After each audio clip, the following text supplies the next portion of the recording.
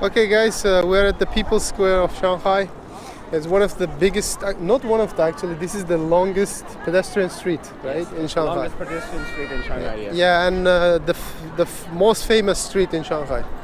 You can see all these shopping malls, famous brands, everything you wanna see actually.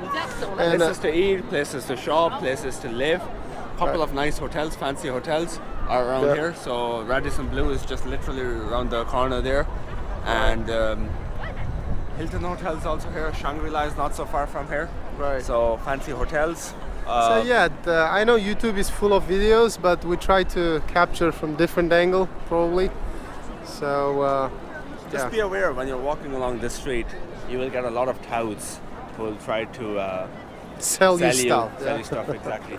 And you'll get a lot of girls who will come along and do you want a massage? Do you want a massage? If you're a single man, Yeah.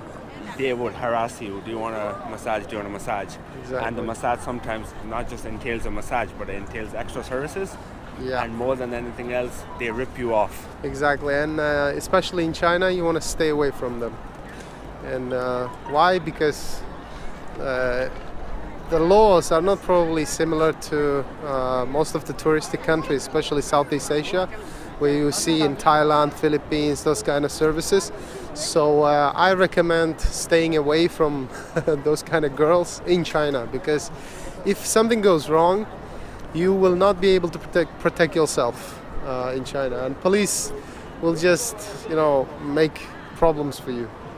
Yeah, actually, I don't want to scare people off by this, starting comments from this experience, but still, yeah, it's a part of life here. It's actually one point is to make is China is pretty safe. I mean, in my opinion, the safest country in the world right now. For sure, yeah. for sure. But when you get involved with those kind of people and you're in trouble, that's a different scenario I was making. So when you fight with anybody, especially local people in China, it's better to walk away, because you will not be able to protect yourself. Okay, police. It's been like everywhere in China. Foreigners could not protect themselves based on the laws, and most of the cases, police will just side with the local person. So yeah. So That's this what I is the wanted to hotel Le Royal Meridian. It's under renovation at the moment, and this is the bar that I was talking about. Right. Okay. Yellow Cool. Cafe and bar. It looks great, actually. I had Shanghai First Food Hall. This is a very famous food hall place in Shanghai. You get a lot of local Shanghai food, food to take away and food to eat. It's mostly street snacks, street food, and it's quite hygienic as well. All right. Let's go You just inside. come along.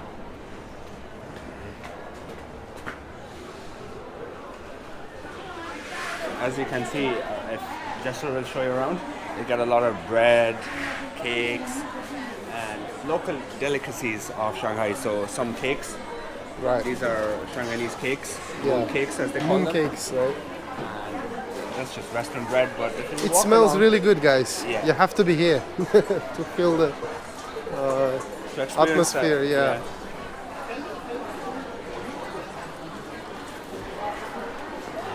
So a lot of local delicacies, as you Oh, can see yeah. here.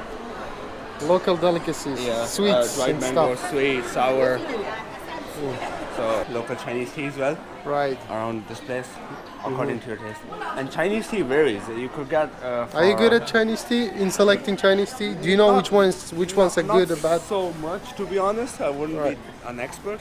Uh-huh. But in terms of prices, they vary anywhere from 10 yuan for a gram Right. to Is it- 10,000 yuan for a Okay. Is gram. it better to buy online or from the stores? Generally, the Chinese people love to buy it in person. They like to go and Oh yeah, taste there's a it. small ceremony, right? Exactly. Yeah, when you go to the tea stores, there's a little ceremony that they allow you to taste different kind of tea. Indeed. So you can decide which one to buy. So we've just diverted away from the hustle and bustle of East Nanjing Road. We are in the small streets of Shanghai now. We have left the main developed part. Now this is mostly the underdeveloped, just the really old Shanghai streets basically. Right. Shops that have been here for 50 plus years, more than that even. If you see Alright. the apartments even, Yeah. So we've just left all the luxury apartments, 20, 25, 30 million. It's just 40 million. next to the People's Square, guys. Exactly. Yeah. And these are the old traditional apartments of Shanghai. Even they are quite expensive because of the property Oh prices yeah, in exactly. Shanghai. The location is the best place actually. People's Square. If you are into street food, if you want to try street food, this is the perfect place. Streets like these. So walk along, as you can see, we get noodles and food here for no more than 10 to 15 yuan a pop. Exactly. Yeah. Hygiene, I wouldn't know, to be honest. I never question hygiene. Just buy it. Just buy it and try it. Now, I'm a vegetarian myself, so I don't really eat it in those kind of Exactly. places. This is one of the rules in China. When you want to try local If food, you want to show just the go prices for it. in the red, 10 yuan and 5 yuan. Right. So the burgers here, you just scan your WeChat. Yeah. Ni hao, scan your WeChat, and it's like 10 yuan and 5 yuan. Right. And if you cannot read Chinese, because most of the street food signs are in Chinese, it's better to, come with somebody who can read Chinese or speak Chinese. All right, guys, we are in one of the local houses, lane houses they call, just next to People's Square of Shanghai. So here we go. If you come along, you'll get a building like this, a gate. Right. Walk in and you'll have multiple houses. We just spoke to the guard, security guard. Yeah, and normally he they said, have yeah. this security guard. You have to obviously ask for permission. And here we go. Right next to People's Square, in the center, in the heart of Shanghai, you've got this kind of houses. And Now, these houses are anywhere between 8 to 9,000 RMBs for one bedroom. one bedroom. Yes, 8 to 9,000 minimum. Right. They have multiple bedroom apartments here, They- or mostly one Mostly bed? two bedroom, 1 to 2 bedroom apartments. You won't get like fancy apartments here. There are Right. main houses. Some of them are houses converted into apartments. Right. The landlord must have just converted them to make more money. Uh-huh. That's it. Wow, man, I love the location, honestly. So, crowded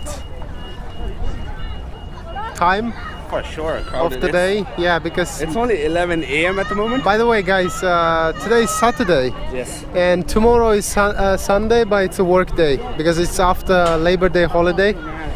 So that's why people are kind of, trying to make use of the last off day.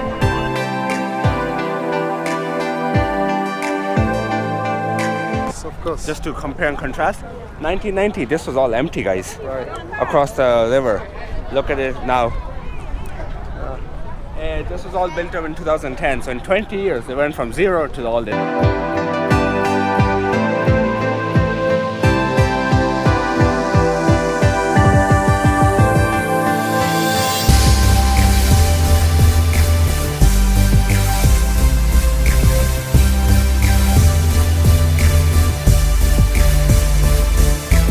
Alright guys, so here we go.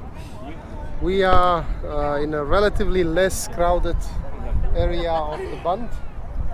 So, Take one from this. alright, sure, of course. Me. And people are taking pictures. Rishi is trying to take picture selfie as well. You look good. Thank you. Now I want to take you to take a picture of me. Sure, sure. You get a ferry which will bring you to my place.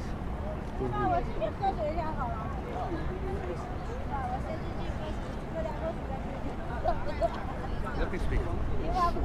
Guys, as I said last time, if you want to access the Bund, it's East Nanjing Road. So we're accessing the Bund itself from East Nanjing Road station, People's Square, East Nanjing Road. And towards there, as we were last time, this is where the IFC, we were here last time at the Oriental Pearl Tower. That's Jasur metro station, the financial center of Shanghai.